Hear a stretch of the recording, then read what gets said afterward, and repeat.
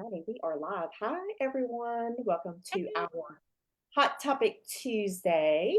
Hope everyone had a nice holiday. We took a little mini break last week because we figured everybody was probably traveling, so no need for us to talk to an empty room per se.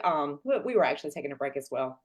Anyway, so we're back this week, and this week we are talking about um, stress and immunity and how to stay resilient during the holidays.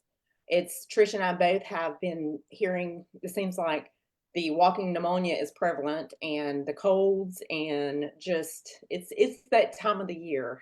So giving our immune system a little bit of extra love is basically the best thing that we can do. So in today's session, we're excited to talk about the connection of stress and immunity and how to combat it and basically to stay well this holiday season. Um, we're going to share some actionable tips to stay resilient during the holidays.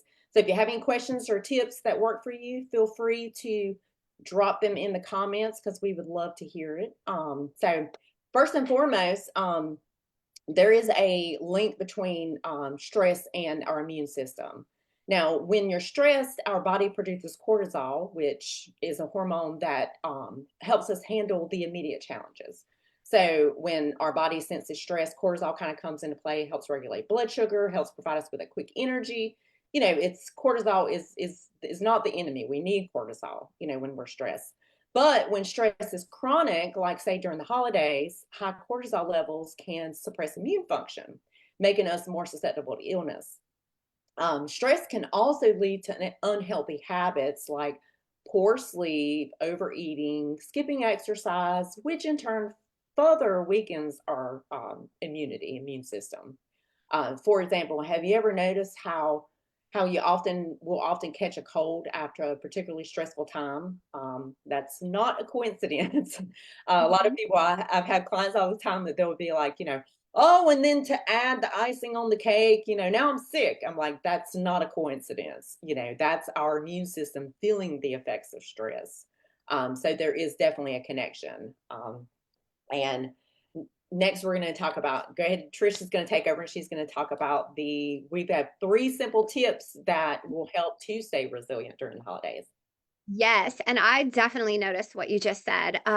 Anytime there's like a stressful event, or I even see this with people that have like trained for something, like trained for like maybe a race or a marathon, and then they make it through, they run, and when they're resting and recover, they're like, dang it, why am I sick now? And that always seems to happen. But yeah, we definitely have some tips to help keep your body resilient and keep that immune system healthy.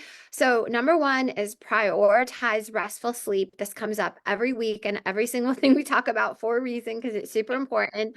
Because the lack of sleep that definitely will increase your stress and will also weaken your immunity. So we want to aim for 7 to 9 hours. Some of us need a little bit more.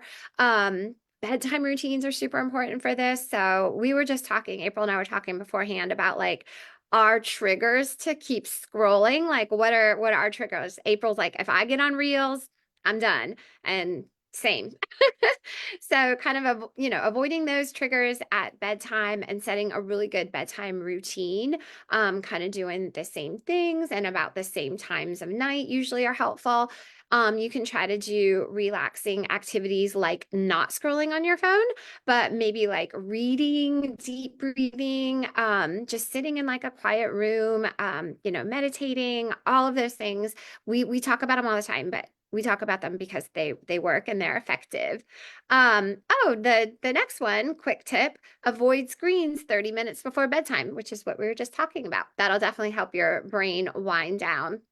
So, also incorporate stress reducing activities like throughout the day. So, exercise is so good here, light movement like walking, yoga. It doesn't have to be a super hit workout, very intense. In fact, like it may be better if that's your norm to like switch to some, more steady state cardio, zone two cardio, things like that.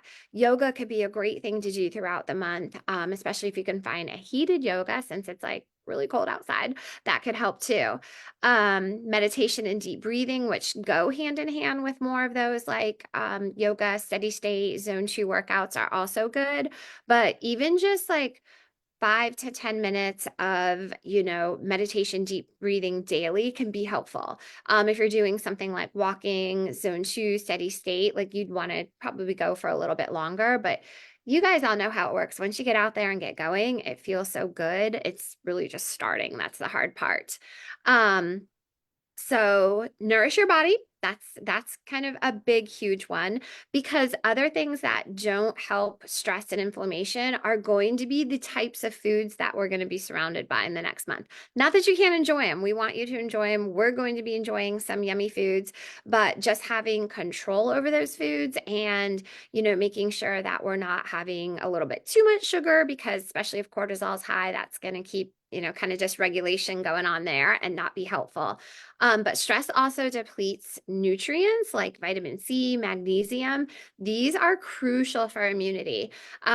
Focus on really good balanced diet, nutrient dense foods, leafy greens. You want to get your citrus fruits, nuts, seeds. All of those are going to be packed with good nutrients that are going to keep us healthy. And hydrate. I was just saying this to somebody. I'm waking up super dry in the morning with the heat on. And I know I'm reducing my water intake through the winter. You're just not as thirsty, and water is really cold and it's really cold outside. So I'm tending to want like more warm liquids and not super cold water. But I'm really trying to keep on. I was like, I'm drinking 2 to 3 of these a day, where I think in the summer 3 was simple. So that's become a little bit more difficult. So it may be that you are going back to tracking your water, like I'm trying to do, and make sure I'm getting enough of this in because hydration is still super important and also essential for our immune function. So that, is, oh, I go just ahead. want, Add to it. I just want to add a quick tip. It's what you said. You kind of hit the nail on the head. I've been hearing it also about winter water. The hydration naturally drops just because like people don't want to drink, like they're cold. We're cold, so we don't drink it. I've personally been doing more room temperature water, which helps because you can allow you to drink quicker. But also, I tend to like I have a rule that I have to drink one as soon as I wake up. Like as soon as I wake up first thing in the morning, I have to drink that before I can touch coffee or do anything else. And that actually kickstarts the hydration. But for those of y'all out there who love apps, who love to track things, who likes to get the the applause for hitting your goals, download the Water Llama app. And it is Oh, so that's cool. fun. Yeah, it's cute too, the little Well, llama.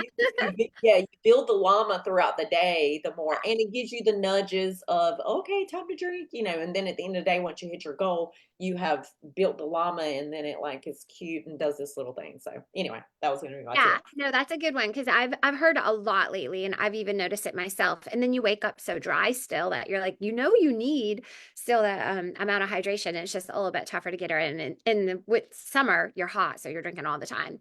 Okay, so that is really it. So managing stress is definitely key to staying healthy. Also hand washing techniques and stuff are good too.